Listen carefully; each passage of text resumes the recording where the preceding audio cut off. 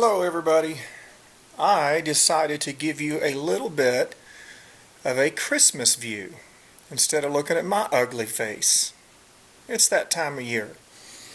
And my wife has done such a great job as usual of putting up the Christmas tree and making everything look so pretty that I thought I would just share that with you. My mom made these stockings over here. I'll just show you one of them. I don't know what you call it, maybe needlepoint or something, but anyway, she takes needle and thread or however that works and does all this, and they're just beautiful, aren't they? Absolutely beautiful. And my mom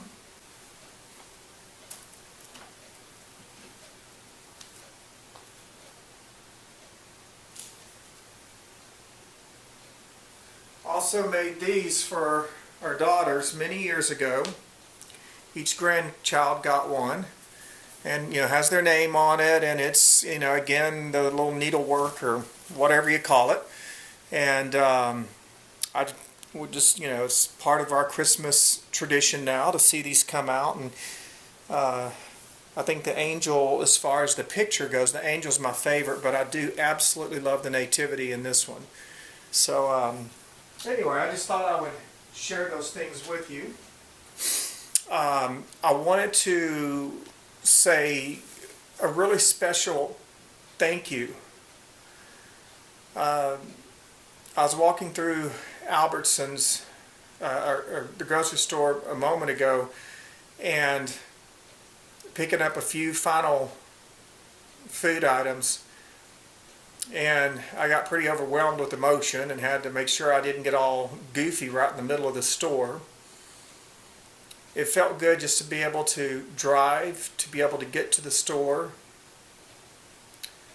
I was just noticing the people scurrying about, and I just felt an overwhelming amount of gratitude. I really did, just an overwhelming amount of gratitude. The love and support that y'all have shown our family this year has been over the top in every way possible. And I cannot thank you all enough.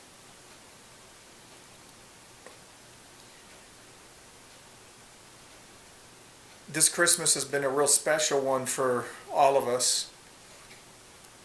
Speaking for myself, I did not know that if I was going to be here or not.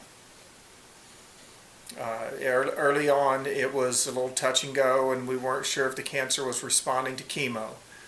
And Burkitt's, if it doesn't respond to chemo, it just doesn't take long. Very grateful to be here. Very grateful.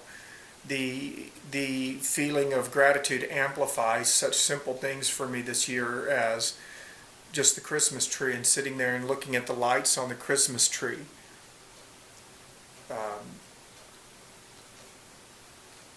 Talking to family, as we've shared with friends in the last few weeks. And it's been a very, very difficult year. And out of this pain and the fear, the hardship of it all, comes a deeper enhancement of what counts most, which is relationships and loving one another. And I can't thank my wife enough, and my daughters enough, and all of you enough. And so really appreciate it. This is a special Christmas season. I hope that yours can be too. I know that some on the Burkitt's Lymphoma Society and those who have lost loved ones to cancer, other kinds of cancer, that and not even just cancer, but have lost loved ones for a variety of reasons, that it's a difficult time. And I'm really sorry, but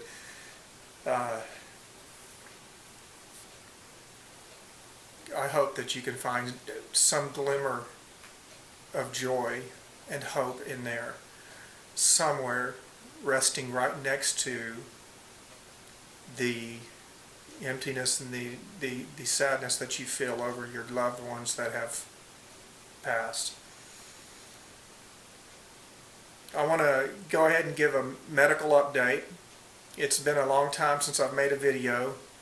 I'll be honest with you, when I started the videos, I made a vow to myself, because I know how I am, that I would not make a daily video, I would not make a weekly video, that I would make a video when I had something to say. And it would have been real easy to get caught up into trying to get a regular video out just to keep a rhythm going. Or I really haven't had much to say. Since I've come home, I think it was Sunday, November 23rd, when I was released from the hospital at UT Southwestern, I've done very, very well. I've exceeded all expectations. By the grace of God, I am absolutely on the top end of how well a person can do. It's caught me off guard a couple of times with how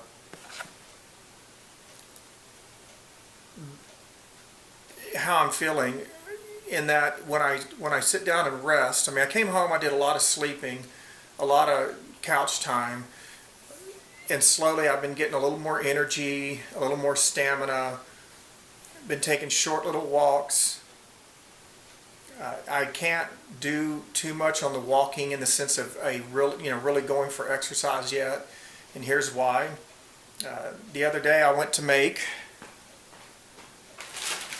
let's see here, I made some of these. I like to take pretzels and dip them in the almond bark, and I add a little bit of the Heath bits to them and a little bit of vanilla from Mexico.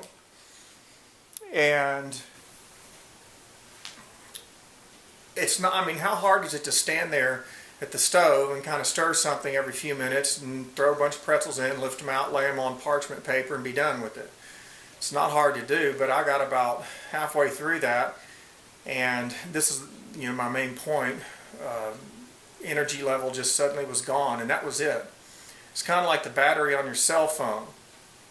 If y'all know what I mean, you're talking, you're going along, and suddenly your battery starts dropping real fast, boom, and your phone's off. And that's exactly what happens with me on energy levels. I get busy thinking, well, I feel good, and it's because I do. I've been sitting around resting, but the recovery from this is much slower and taking much longer than I realize. And sometimes I forget now, because I'm doing well, I'm not fighting illnesses and infections, thank goodness, but I forget that I don't really have the stamina, the reserve yet. None. And just getting up and milling about the house a little bit, just standing at the stove and stirring something, I don't know when it's going to hit. And when my energy runs out, my battery drops to zero, that's it. I'm sitting down and my legs just start trembling, and it takes a few hours to recharge. And I just share that with you because, I get the comment all the time, you look so good. Well, overall, I really do feel good. When my energy drops out, it's not like I feel bad, it's just a profound loss of energy. Those of you who've been through stem cell transplants understand what I'm talking about. With the chemotherapy, it happened, but it wasn't, it just wasn't as strong as it is now. This is going to take a while.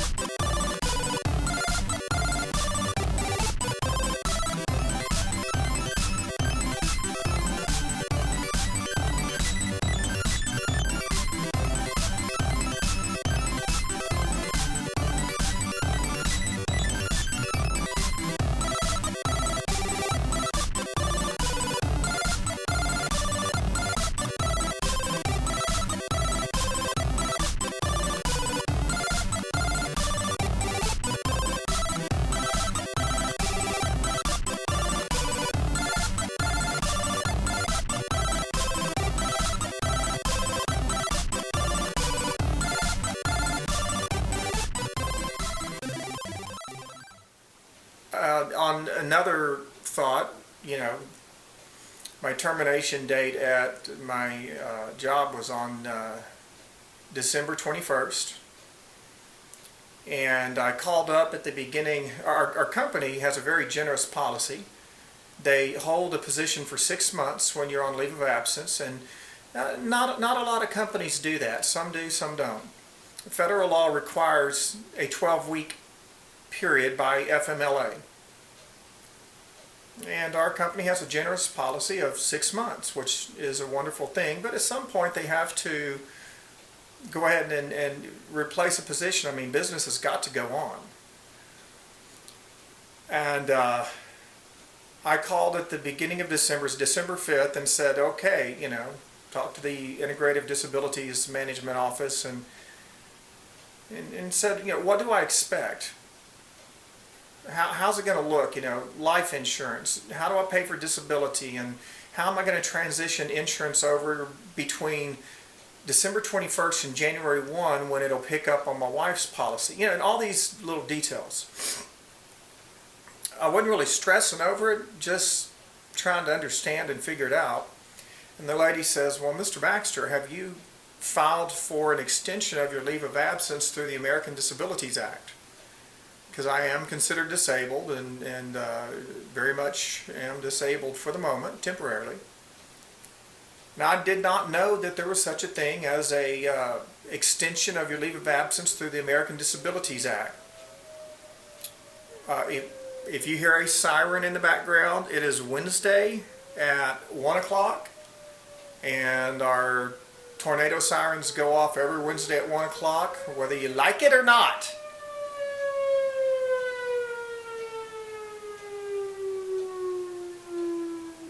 They work. Thank you. So I filed for the extension, and it all went through very fast. I mean, people at UT Southwestern, Carrie Parker, just amazing, absolutely amazing. Get the paperwork to them, and she had it filled out within 30 minutes and faxed over back to the people at my job. And the hearing was yesterday at 2 p.m., as I understand it. And I guess I will find out in the next week or so as to whether or not they approved. The return to work date as of right now is set for June 15th. I could go to work a little earlier if I really wanted to push myself, but I'm telling you, when these energy losses hit, oh my gosh, it is terrible. So I'll find out, and I'll let y'all know, probably just through a written blog entry as to when they make a ruling on that and I get it in my hands and find something out. I'm certainly hoping that they will hold my position. It would make things so much easier by way of just, insurance and knowing that I get to just walk right back into a position that's been held for me, and I don't have to seek employment, get hired somewhere, and all that kind of stuff. I did talk to my boss, Lindsay, and she was very kind and said she would fully support the position and decision, and that she was all for it. So a pretty good chance it'll pass. I have a lot of hope. And I don't really have a lot more to say. I just have been resting a lot, watching a lot of football.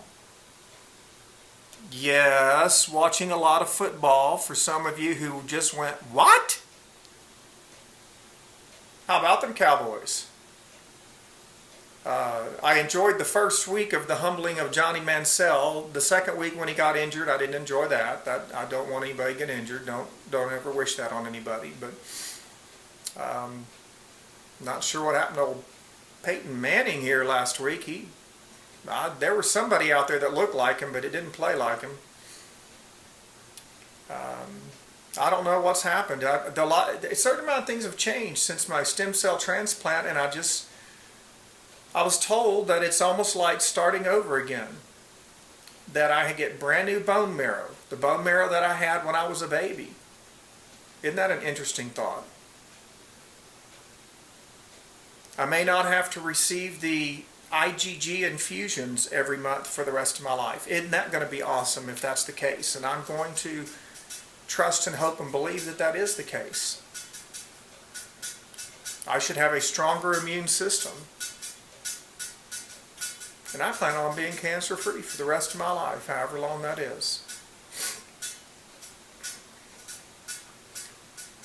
I haven't had a lot to say since my bone marrow transplant, a stem cell transplant. I've just found myself isolating a bit.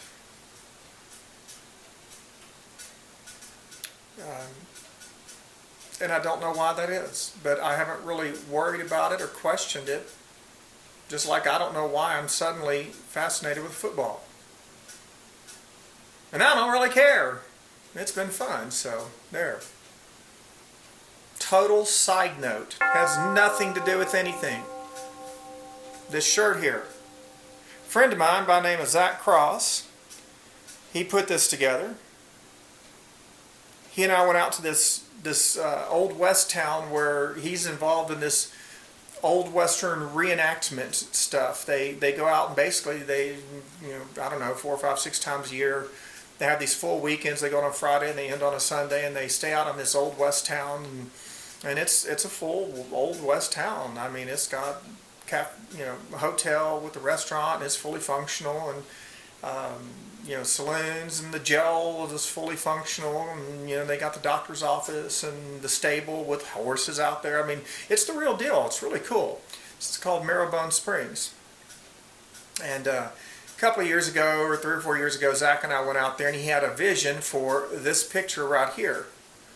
And I brought my camera, and he kind of, he dressed up in his, Old West stuff, and he laid on the ground as one had been shot, and I took the picture, and then he stood back and took a picture over here, and put it together, and he stylized it, worked on it, and made it look as it does today, and then put this saying, "Don't prove who's right, just who's left." Anyway, I thought it was fun. He just gave me this shirt, and I think it's fun. I got to be involved a little bit with that, and I thought that was a cool thing. Zach is somebody, I went to school with him and his wife, high school, him and his wife Vicky. So anyway, I'm just rambling. I love you all so much. Remember, the greatest commandment is the greatest thing in life that you could ever hope for.